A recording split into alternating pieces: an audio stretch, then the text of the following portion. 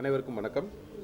இந்திய தேர்தல் ஆணையத்தினுடைய உத்தரவின்படி தமிழ்நாடு சட்டமன்ற பொதுத் தேர்தல் 2026க்கான நடத்தப்படுவதற்கான தேதிகள் அறிவிக்கப்பட்டுள்ளது. தேர்தல் நடத்தை விதிமுறைகள் நேற்றைய தினம் இந்திய தேர்தல் ஆணையம் பத்திரிகை சந்திப்பு ஆரம்பித்த கணத்திலிருந்தே ஆரம்பித்துள்ளது.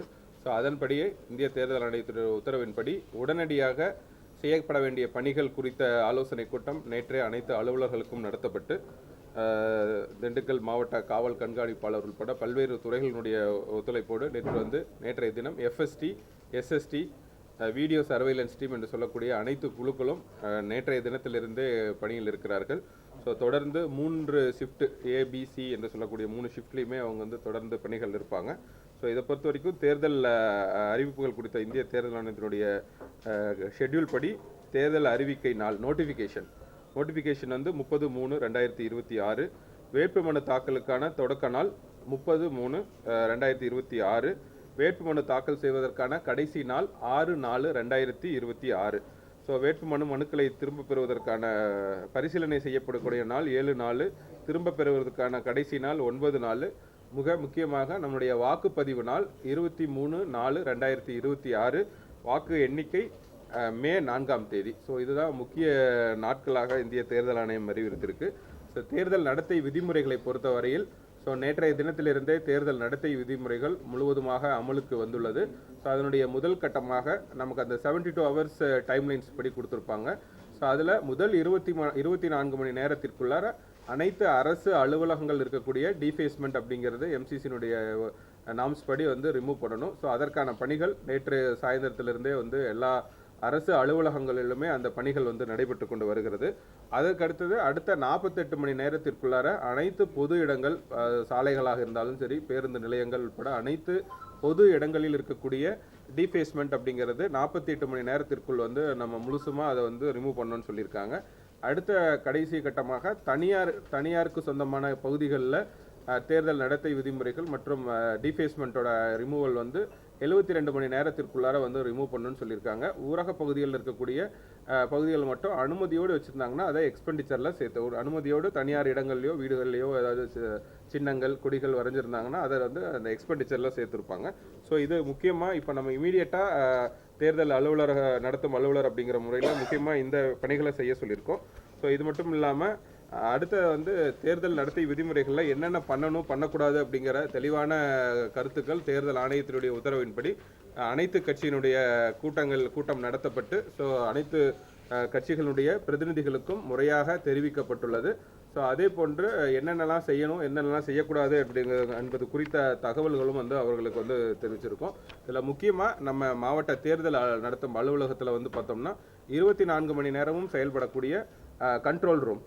24 மணி நேரமே 3 ஷிஃப்ட்லேயுமே பீப்புள் இருப்பாங்க. அவங்க முக்கியமாக இந்த சி-விஜில் என்று சொல்லக்கூடிய ஆப்பில் என்னென்ன கம்ப்ளைண்ட்ஸ் எம்சிசி ரிலேட்டடாக இருக்கட்டும், இல்லை தேர்தல் நடத்தை விதிமுறை மீறல் குறித்தோ எந்த பிரச்சனைகள் குறித்துமே அதில் இதில் கம்ப்ளைண்ட் பண்ணால் அடுத்த 100 நிமிடங்களுக்குள்ளார தகுந்த அந்த இடங்களுக்கு ஆய்வு செய்து ஆய்வின் அடிப்படையிலே நடவடிக்கை எடுக்க வேண்டும் என்று இந்திய தேர்தல் ஆணையம் சி-விஜில் ஆப், சி-விஜில் செயலியில் கம்ப்ளைண்ட் ரைஸ் பண்ண அடுத்த 100 நிமிடங்களுக்குள்ளார ஆக்ஷன் எடுக்கணுங்கிறத முக்கியமான அறிவுறுத்தலாக சொல்லியிருக்காங்க.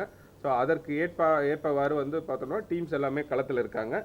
அதுக்கப்புறம் நம்ம மீடியா சர்டிஃபிகேஷன், அதாவது தொலைக்காட்சிகளில் ஏதாவது என்ன விதமான விளம்பரங்களாக இருக்கட்டும் அது எல்லாமே முறையாக அனுமதி பெற்றே வெளியிட வேண்டும் அப்படிங்கிறத சொல்லியிருக்காங்க. அந்தந்த ஆர்ஓ ஆஃபீஸில் செய்தித்தாள் விளம்பரமாக இருந்தாலும் சரி, தொலைக்காட்சிகளில் விளம்பரங்களாக இருந்தாலும் சரி, கட்டாயம் ஆர்ஓவுடைய பர்மிஷன் வாங்கிட்டு இது பதிவு பண்ணணும்னு சொல்லியிருக்காங்க. இன்னைக்கு மதியம் நம்ம அனைத்து திருமண மண்டபங்கள், குறிப்பாக பிரிண்டிங் ப்ரெஸ்ஸு, அந்த உரிமையாளர்களுக்கான ஆலோசனை கூட்டம் வச்சுருக்கோம். அதில் என்ன நம்ம முக்கியமாக சொல்கிறோம் அப்படின்னா, ஆர்ஓவுடைய பர்மிஷன் இல்லாமல் எந்த ஒரு பேம்ப்ளெட்ஸோ பேனர்ஸோ பிரிண்டிங் பண்ணக்கூடாது அப்படிங்கிறத முக்கியமாக சொல்லியிருக்கோம். சொல்ல போகிறோம் ஈவினிங்கு. அந்த மாதிரி எம்சிசியை என்ஃபோர்ஸ் பண்ணுறதுக்கான அனைத்து பணிகளுமே துரிதப்படுத்தியிருக்கோம். எஃப்எஸ்டியை பொறுத்த வரைக்கும் ஒவ்வொரு தொகுதிக்கும் எனி டைம் 3 டீம்ஸ் இருப்பாங்க. ஒவ்வொரு தொகுதிக்கும் 9 டீம்ஸ் அவங்க இருப்பாங்க. எனி டைம் நீங்கள் மொத்தமாக போய் பார்த்தீங்கன்னா 9 டீம் இருப்பாங்க. ஒவ்வொரு ஷிஃப்ட் பேசிஸில் ஏபிசி ஷிஃப்ட்டில் அவங்க பணிகள் இருப்பாங்க. கொடைக்கானல் பகுதிக்கு மட்டும் கூடுதலாக, கொடைக்கானல் தாலுக்கா பகுதிக்கு மட்டும் கூடுதலாக 3 சிறப்பு பறக்கும் படை வந்து நம்ம வச்சுருக்கோம். மலைப்பகுதியாக இருக்கிறதுனால. ஸோ மொத்தமாக அங்கே மட்டும் இப்போ கூடுதலான பணிகள், கூடுதலான இது வந்து டீம்ஸ் வந்து வச்சுருக்கோம். இதில் முக்கியமாக நேற்றிலிருந்தே நம்ம மாவட்ட காவல்துறை கண்காணிப்பாளரும் சரி, நம்ம எம்சிசி வந்து எந்த அளவுக்கு தேர்தல் நடத்தை விதிமுறைகளில் வாகன சோதனைகள் செய்கிறோமோ அதே அளவுக்கு பொதுமக்களுக்கோ சுற்றுலா பயணிகளுக்கோ குறிப்பாக உள்ளூர் வியாபாரிகள், ஸோ அந்த பணி நிமித்தமாக செல்லக்கூடியவர்களுக்கு எந்த விதமான அசௌகரியமும் இருக்கக்கூடாது அப்படிங்கிறதையும் சொல்லியிருக்கோம். அதுக்கு எஸ்பி சார் அவங்க தனியாக வந்து இந்த செக்கிங்க்கான வெஹிக்கிள் செக்கிங்க்குன்னு ஒரு நார்ம்ஸ் இருக்குது. ஸோ அதன்படி தான் பண்ணணும். கட்டாயம் வந்து எல்லா வாகனங்களுடைய வாகன சோதனையுமே வீடியோகிராஃபி பண்ணணும் அப்படிங்கிறத அவங்க தரப்புல இருந்தும் சொல்லியிருக்காங்க. ஸோ இந்த மாதிரி சட்டமன்ற தேர்தலுக்கான ஆயத்த பணிகள் நேற்றிலிருந்தே வந்து தொடங்கி ஸோ மும்முரமாக வந்து செயல்பட்டு கொண்டு வருகிறது. நமக்கு அடுத்த டார்கெட் வந்து 30/3/2026 நம்மளுடைய நாமினேஷன் தாக்கல் செய்கிறதுக்கான நாள். ஸோ அந்த நாளிலிருந்து இன்னும் பயிற்சிகள், பல்வேறு பணிகள் இந்திய தேர்தல் ஆணையத்தினுடைய அறிவுறுத்தின் பேர் ஷெட்யூல்டு ஈவெண்ட்ஸ் வந்து நிறைய நடக்குது. ஸோ வாக்காளர்கள் எண்ணிக்கை பொறுத்த வரைக்கும் நம்ம 23/2/2026 அன்றே நம்ம வந்து ரிலீஸ் பண்ணியிருக்கோம். நம்ம 16,72,075 வாக்காளர்கள் வந்து நம்ம மாவட்டத்தில் இருக்காங்க. ஸோ அது மட்டும் இல்லாமல் இந்த கண்டினியூஸ் ரிவிஷன் இப்போ வரைக்கும் இப்போ யாராவது விடுபட்ட வாக்காளர்கள் இருந்தாலும் ஸோ இப்போ அதை அவங்களுடைய இது வந்து ஆன்லைன்லேயோ ஆஃப்லைன்லேயோ வாங்குறதுக்கான பணிகளும் வந்து போயிட்டுருக்கு. ஸோ பயிற்சிகள் பொறுத்த வரைக்கும் அந்தந்த ஏன்னா வாக்குச்சாவடி நிலைய அலுவலர்களுடைய பயிற்சி அப்படிங்கிறது ரொம்ப ரொம்ப முக்கியம். ஸோ அதையும் இந்திய தேர்தல் ஆணையம் நல்ல இடங்களில் வந்து அவங்களுக்கு பயிற்சி கொடுக்கணும்னு சொல்லியிருக்காங்க. அது இந்திய தேர்தல் ஆணையத்தினுடைய ஷெட்யூல்டு படி, அவங்களோட இன்ஸ்ட்ரக்ஷன் படி அது நடத்துறதுக்கு அந்தந்த தொகுதிகளிலே வந்து வைக்கிறதுக்கான பணிகளும் வந்து இருக்குது. ஸோ இந்த தேர்தல் நடத்தை விதிமுறைகளில் அமல்படுத்துறதுல அனைத்து அரசியல் கட்சிகளும் சரி, பொதுமக்களும் சரி, இந்த பணியில் ஈடுபட்டிருக்கக்கூடிய அலுவலர்களுக்கு நல்ல முறையில் ஒத்துழைப்பு வழங்குமாறு மாவட்ட தேர்தல் அதிகாரி என்ற முறையில் அனைவரையும் கேட்டுக்கொள்கிறேன். இதில் முக்கியமாக இந்த தேர்தலுடைய நோக்கம், இந்திய தேர்தல் ஆணையம் எங்களுக்கு நடத்தப்பட்ட ஆய்வுக் கூட்டங்களில் தெளிவான ஒரு விஷயம், சுதந்திரமான, நியாயமான மற்றும் அனைவருடைய பங்களிப்புடன் கூடிய தேர்தலை வந்து நடத்தணும் அப்படிங்கிறத அதனுடைய மோட்டோவாக வச்சு செயல்படுறோம். ஸோ அதற்கு அனைத்து கட்சிகள், பொதுமக்கள், வாக்காளர்கள் மற்றும் அலுவலர்கள்கிட்டிருந்து போதுமான ஒத்துழைப்பு வழங்கப்பட வேண்டும் என்று மாவட்ட தேர்தல் அதிகாரி அப்படிங்கிற முறையில் அனைவரையும் கேட்டுக்கொள்கிறேன். மருத்துவக் கல்லூரி மருத்துவமனையில டிஜிட்டல் வீடியோ தற்போது வரை ஒளிபரப்பாக அதை இப்போ எடுத்துகிட்டு இருக்காங்க ஒன் பை ஒன்னா. சில இடத்துல டெக்னிக்கல் இஷ்யூ இருக்குது. இப்போ நீங்கள் சொல்கிறது உயர்ந்த கம்பங்கள் எல்லாமே வந்து அந்த தகுந்த மெஷினரிஸ் அண்ட் இதை வந்து தான் கூட்டிகிட்டு வந்துட்டு, பட் எல்லா இடங்கள்லையுமே நம்ம 24 ஹவர்ஸ்க்குள்ளார எடுக்கணும்னு சொல்லியிருக்கோம். ஸோ அதுக்கப்புறம் எங்காவது எடுக்காமல் இருந்தாங்கன்னா நம்ம கம்ப்ளைண்ட் அடிப்படையில் மோஸ்ட்லி எல்லாத்தையுமே எடுக்கிறதுக்கான அறிவுறுத்தல்கள் வந்து கொடுத்துருக்கோம். ஸோ அதை எடுத்துருவோம் மோஸ்ட்லி. நம்ம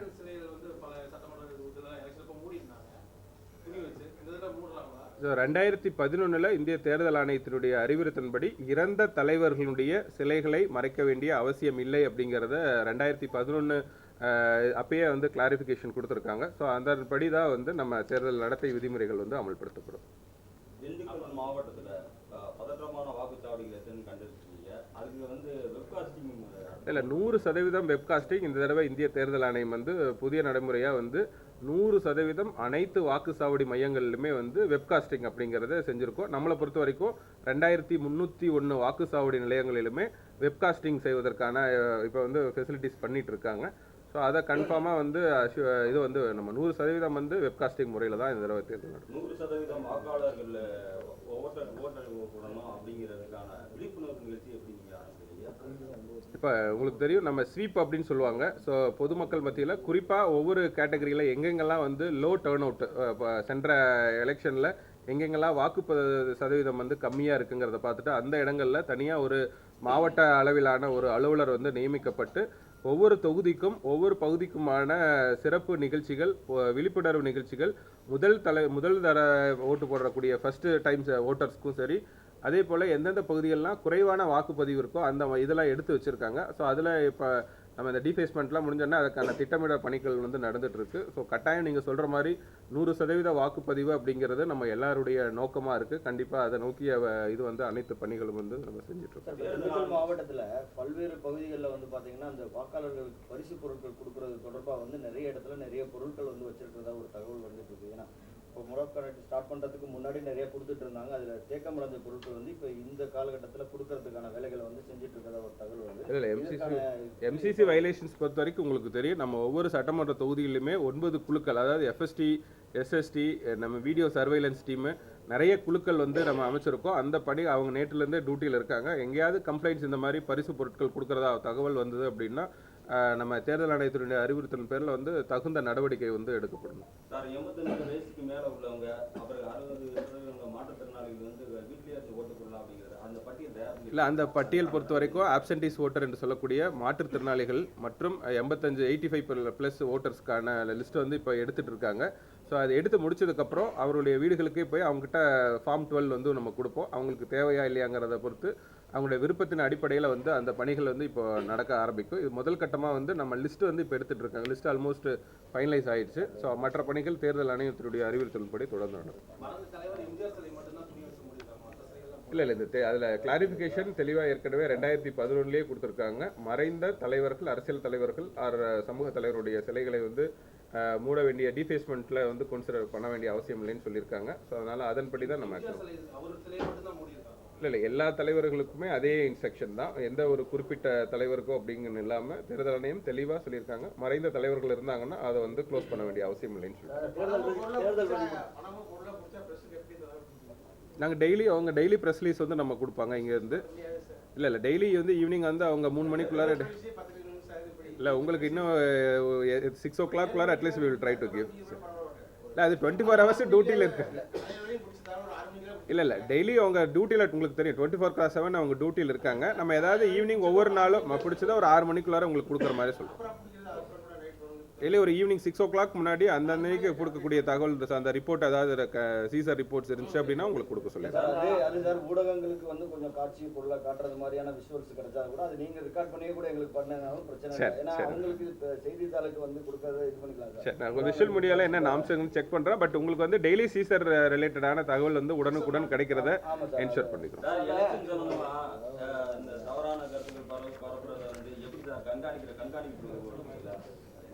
எஸ்பி சார். அனைவருக்கும் வணக்கம். இப்போ கேட்ட மாதிரி வந்து நம்ம சமூக ஊடகங்களில் வந்து மேக்ஸிமம் எலெக்ஷன்ஸ் வந்து அதில் நிறைய அது சம்மந்தமான வீடியோஸ் எல்லாமே யூஸ் பண்ணுறாங்க மக்கள், பொலிட்டிக்கல் பார்ட்டிஸ் எல்லாமே. ஸோ ஒவ்வொரு மாவட்டத்துலேயுமே வந்து மாவட்ட காவல் கண்காணிப்பாளர் அலுவலகத்தில் வந்து சமூக ஊடகங்கள் கண்காணிப்பு பிரிவு சோஷியல் மீடியா மானிட்டரிங் செல் அப்படிங்கிறத நம்ம ஸ்டார்ட் பண்ணியிருக்கோம். ஒரு காவல் ஆய்வாளர் தலைமையில் அங்கே ஒரு 8 பேர் கொண்ட நபர்கள் சார்பாய்வாளர் அண்ட் அதர் ரேங்க்ஸில் வந்து இருக்காங்க. அவங்களுடைய ஒர்க்கே வந்து இந்த மாதிரி சோஷியல் மீடியாவில் என்னென்ன மாதிரி வீடியோஸ் வந்து ஸ்ப்ரெட் ஆகிட்டு இருக்கு பார்த்துட்ருக்காங்க அப்படிங்கிறத வாட்ச் பண்ணுறது தான். வாட்ச் பண்ணிவிட்டு அதில் வந்து உண்மைத்தன்மை இல்லாத பட்சத்தில் இல்லைன்னா இரு சமூகங்கள் இல்லைன்னா இரு குழுக்களுக்கு நடுவில் வெறுப்பை ஏற்படுத்துகிற மாதிரி கருத்துக்கள் இருந்தது அப்படின்னா இமீடியட்டாக 2 விதமான ஆக்ஷன் இருக்கும். முதல்ல வந்து அந்த வீடியோவை வந்து அந்த சமூக ஊடகத்திலிருந்து நீக்கணும். அதுக்கு அந்த டேக் டவுன் ரிக்வெஸ்ட் மாதிரி நம்ம வந்து அந்த கன்சர்ன்டு எந்த சமூக ஊடகத்தில் இருக்குது, யூடியூப், ஃபேஸ்புக், இன்ஸ்டாகிராம் எது இருக்கோ அதுக்கு வந்து ரிக்வெஸ்டன் கொடுத்து அந்த வீடியோ வந்து நீக்கிடுவோம். 2வது கிரிமினல் ஆக்ஷன். அது யார் வந்து அதை பதிவு பண்ணுறாங்களோ அப்படிங்கிறத பார்த்துட்டு அதை சட்டத்துக்கு புறம்பாக இருக்கும் பட்சத்தில் அவங்க மேலே வந்து ஐடி ஆக்ட் பிரகாரம் அவங்க மேலே வந்து வழக்கு பதிவு செய்து கைது நடவடிக்கை அதெல்லாம் வந்து தொடங்கப்படும். இது சம்மந்தமாக வந்து ஆல் பார்ட்டி மீட்டிங்லேயுமே வந்து எல்லா பார்ட்டிஸுமே நம்ம இன்ஃபர்மேஷன் கொடுத்துருக்கோம். சமூக ஊடகங்கள் அவங்க பதிவு பண்ணக்கூடிய கருத்துக்கள் ஆகட்டும், போடக்கூடிய வீடியோஸ் எல்லாமே வந்து சட்டத்துக்கு உட்பட்டு தான் இருக்கணும். ஏதாவது வயலேஷன்ஸ் இருந்ததுன்னா அது நம்ம குழு மூலமாக சட்டப்படி நடவடிக்கை வந்து எடுக்கப்படும். பணம் கொண்டு போகிறாங்களா சார்? நம்ம இப்போ எனி எமர்ஜென்சி அப்படின்னா ஏதாவது விழிப்புணர்வு ஏற்படுத்திருக்கீங்களா மக்கள் மத்தியில்? வியாபாரிகளாம் பணம் கொண்டு போவாங்க, அது எப்படி இல்லை 50,000ங்கிறது லிமிட்டு. அதுக்கு மேலே கொண்டு போகக்கூடாதுன்னு இல்லை, கொண்டு போகலாம். போகும்போது டாக்குமெண்டேஷன் வந்து இருக்கணும், அவ்வளோதான். அவங்க வந்து யாருமே வந்து 50,000க்கு மேலே கொண்டு போகக்கூடாதுன்னு கிடையாது. போகும்போது அந்த எந்த அமௌண்ட் எங்கே வருது அந்த பேசிக் டாக்குமெண்டேஷன் இருந்ததுன்னா செக் பண்ணக்கூடிய அஃபிஷியல்ஸ் நம்ம எஃப்எஸ்டி ஆகட்டும், எஸ்எஸ்டி ஆகட்டும், மாவட்ட ஆட்சியரும் நானும் வந்து மாவட்ட ஆட்சித்தலைவரும் நானும் வந்து ஸ்பெசிஃபிக்காக அவங்களுக்கு ட்ரைனிங் வந்து கொடுத்துருக்கோம். அதில் வந்து நீங்கள் அப்படி கொண்டு வரும்போது நீங்கள் செக் பண்ணுங்கள் எந்த பர்பஸ் வேண்டி போகிறாங்க. நீங்கள் சொன்ன மாதிரி ஹாஸ்பிட்டலுக்கு போகிறாங்க இல்லை எடுத்து எமர்ஜென்சிக்கு போகிறாங்க அப்படிங்கிறத வந்து செக் பண்ணிவிட்டு பிளாங்கெட்டாக போனாலே அதாவது மேலே போனாலே பிடிக்கிறதும் கிடையாது. அதை ப்ராப்பராக அவங்க ரெசிப்ட் வச்சுருக்காங்களா, என்ன பர்பஸுக்கு போகிறாங்க அப்படிங்கிறத விசாரணை பண்ணிட்டு தான் பண்ணுவாங்க. அதுக்கு தான் வந்து ஒவ்வொரு குழுலையும் பார்த்தீங்கன்னா எஃப்எஸ்டி ஆகட்டும், எஸ்எஸ்டி ஆகட்டும், ஒரு மேஜிஸ்ட்ரேட் வந்து இருக்கார். ஒரு மேஜிஸ்ட்ரேட் வந்து நம்ம ரெவன்யூ சைட்லேயும் அதர் டிபார்ட்மெண்ட்ல ஒரு மேஜிஸ்ட்ரேட் இருக்கார். அவர் கூட ஹெல்ப் பண்ணுறதுக்கு நம்ம போலீஸ் பர்சனல் இருக்காங்க அண்ட் வீடியோகிராஃபர் இருக்காங்க. ஒவ்வொரு குழுலையுமே இருக்காங்க. அது இல்லாமல் சில இடங்களில் வந்து நம்ம சிஏபிஎஃப் மத்திய படை வந்திருக்கு. அவங்களையுமே வந்து சில செக் போஸ்ட்டில் வந்து நம்ம பணி நியமித்திருக்கோம். எல்லாத்துக்குமே அறிவுரை வழங்கியிருக்கு. ஸோ கொண்டு போகும்போது டாக்குமெண்டேஷனோட கொண்டு போனீங்கன்னா எந்த இஷ்யூஸும் கிடையாது. நம்ம விசாரிச்சுட்டு அங்கே ரெக்கார்ட் பண்ணி அனுப்பிடுவாங்க. இல்லை ஜிபே இதை பொறுத்த வரைக்கும் நாளைக்கு வந்து வங்கி அனைத்து நம்ம கிட்ட இருக்கிற எல்லா பேங்க் பிரான்ச்சஸ் கூடயும் ஒரு மீட்டிங் வச்சுருக்கோம். So so any abnormal transactions without any இது சர்ப்ரைஸ் டிரான்சாக்ஷன்ஸ் நடந்தது அப்படின்னா அந்த டீட்டெயில்ஸ் வந்து டெய்லியுமே அவங்க ரிப்போர்ட்ஸ் வந்து இந்திய தேர்தல் ஆணையத்துக்கு எக்ஸ்பெண்டிச்சர் அப்சர்வர் ஸ்டேட் லெவலில் ஒரு நோடல் ஆஃபீஸர் போட்டிருக்காங்க. அவங்களுக்கு டெய்லி தினந்தோறும் தினசரி அறிக்கைகள் வந்து அவங்களுக்கு கொடுக்கணும். ஸோ அதில் அந்த இதெல்லாமே ஃபில் ஆகிடும். திண்டுக்கல் மாவட்ட எல்லையில் எத்தனை சோதனை சாவடி சார்? ஸோ திண்டுக்கல் மாவட்டம் பொறுத்த வரைக்கும் நமக்கு வந்து பர்மனன்ட் செக் போஸ்ட் வந்து 11 இடங்கள்ல இருக்குது. ஸோ எல்லா இடத்துலையுமே வந்து சோதனை சாவடிகள் இருக்குது. அது எல்லாத்துக்குமே வந்து நம்ம எஸ்எஸ்டி ஸ்டாட்டிக் சர்வேலன்ஸ் டீம் அப்படிங்கிறது வந்து அந்த சோதனை சாவடி ஒட்டிய இடத்துல தான் நம்ம போட்டிருக்கோம். ஸோ வந்து அது வந்து அந்த செக் போஸ்ட்டையும் ஆப்ரேட் பண்ணுவாங்க. நம்ம அங்கே ஸ்டாட்டிக்காகவும் இருப்பாங்க செக்கிங் டீமு. அதில் வந்து இப்போ நான் சொன்ன மாதிரி மத்திய படை வீரர்கள் வந்திருக்கிறதுனால இருக்கிற ஒரு கம்பெனி வந்திருக்கிறதுனால அந்த அவங்கள வந்து பிரித்து நம்ம செக் போஸ்ட் போட்டிருக்கோம். இனி வரும் காலங்களில் அதிகமான ஸ்ட்ரென்த் வரும்போது எல்லா இடத்துலையுமே வந்து நமக்கு கவர் ஆகிடும். பட் இப்போதைக்கு அந்த ஸ்டாட்டிக் டீம்ஸ் வந்து அவங்க ஒர்க்கை வந்து நேற்று ஆஃப்டர்நூன்லேருந்து ஸ்டார்ட் பண்ணிட்டாங்க. இனி வர ஸ்ட்ரென்த் வர அது இனிமே வந்து நம்ம ஸ்ட்ரென்தன் பண்ணிக்குவோம் எல்லா செக் போஸ்ட்டையும். அது இல்லாமல் எஃப்எஸ்டி வந்து இன்சைட் ஏரியாஸில் ஒரு தொகுதிக்குள்ளார வந்து எஃப்எஸ்டி வந்து உங்களுக்கு ஆப்ரேட் ஆகும். ஆர்டி தலைவர் சொன்ன மாதிரி at any point of time ஒரு தொகுதியில் வந்து 3 எஃப்எஸ்டி ஒரு ஷிஃப்ட்டுக்கு 3 எஃப்எஸ்டி அண்ட் 3 எஸ்எஸ்டி வந்து கண்டிப்பாக இருப்பாங்க. ஸோ நீங்கள் எந்த டைமில் போனாலும் சரி 24 ஹவர்ஸில் ஒரு ஷிஃப்ட்டில் மினிமம் 3 வந்து இருப்பாங்க எஃப்எஸ்டி அண்ட் எஸ்எஸ்டி. ஸோ ஒரு ஃபுல் டேக்கு பார்க்கும்போது 9 டீம் வந்து கம்பல்சரி இருப்பாங்க.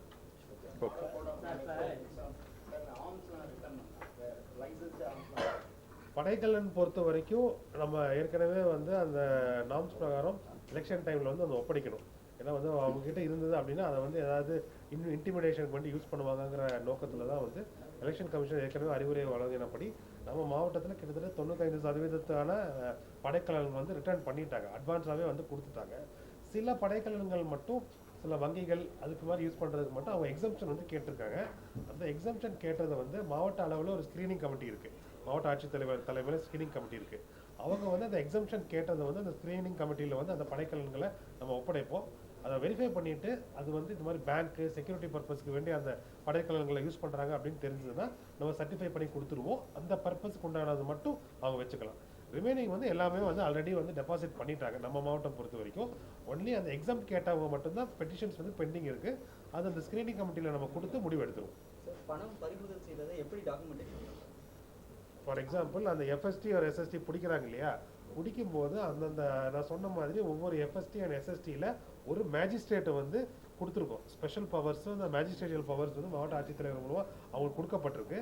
அவங்க வந்து காவல்துறையில் எப்படி வந்து பணம் சீஸ் பண்ணுவாங்க, மகசர் மாதிரி போட்டு விட்னஸ் கையெழுத்து போட்டு சீஸ் பண்ணுவாங்க இல்லையா, அதே மாதிரி தான் ஒரு வெஹிக்கிள் செக் பண்ணுற இடத்துல ஒருத்தர் நபர் வந்து 50,000க்கு மேலே இருக்காரு இல்லை ஃப்ரீபீஸ் இருக்குது அப்படின்னா அந்த ப்ரொசீஜர் பிரகாரம் சீஸ் அண்ட் மகசர் கொடுத்து விட்னஸ் கையெழுத்துலாம் வாங்கி யாருக்கிட்டேருந்து சீஸ் பண்ணுறாங்களோ அவங்களுக்கு ஒரு காப்பியும் கொடுத்து தான் சீஸ் பண்ணணும். எல்லாமே வீடியோகிராஃப் பண்ணணும். இதுதான் ப்ரொசீஜர். இதுதான் அவங்களுக்கு ட்ரைனிங்லேயே நம்ம சொல்லியிருக்கோம். ஸோ சீஸ் பண்ணுறது ப்ராப்பர் ப்ரொசீஜர் வைஸ் மகசர் போட்டு தான் சீஸ் பண்ணுவாங்க. அது சீஸ் பண்ணுறது என்டையர் ப்ராசஸ் வீடியோகிராஃப் பண்ணுவாங்க. யாருக்கிட்டேருந்து சீஸ் பண்ணாங்களோ அவருக்கும் அந்த தகவலையும் ஒரு காப்பியை வந்து கொடுப்பாங்க. இதுதான் ப்ரொசீஜர். அவங்க எல்லாத்துக்கும் அதை ட்ரைனிங் கொடுத்துருக்கு.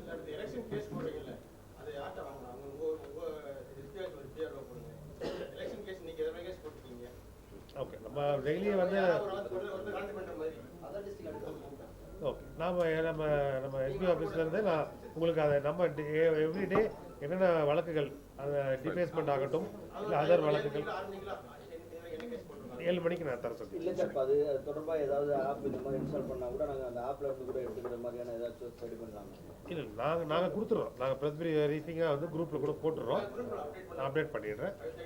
பப்ளிக் வந்து மாவட்ட ஆட்சியர் சொல்ல மாதிரி சிபிஜி லேப் இருக்குது. அதில் யார் வேணாலும் கம்ப்ளைண்ட் சொல்லலாம். அது நான் டெய்லி கேசஸ் அது கொடுக்க சொல்லி.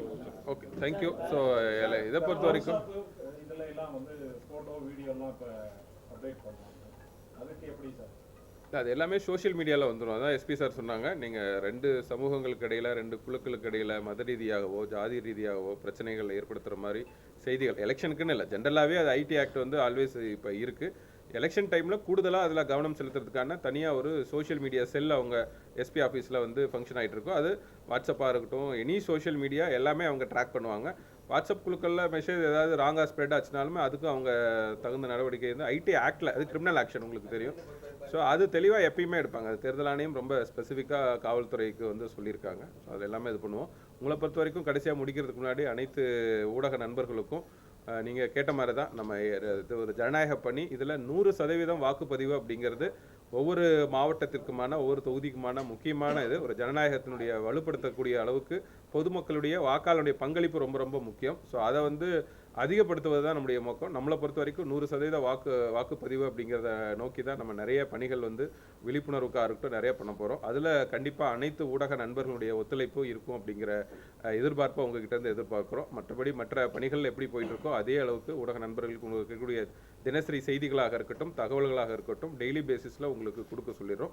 ஸோ வாக்குப்பதிவு 100% அப்படிங்கிறத மட்டும் முதல் தலைமுறை வாக்காளர்களாக இருந்தாலும் சரி ஊரக பகுதிகள் எல்லா இடத்துலையுமே நிறைய அவேர்னஸ் பண்ணுறோம். அதுக்கு நீங்களும் உங்களுடைய ஒத்துழைப்பு இருக்கணும் அப்படிங்கிறத கேட்டுக்கிறோம். நன்றி.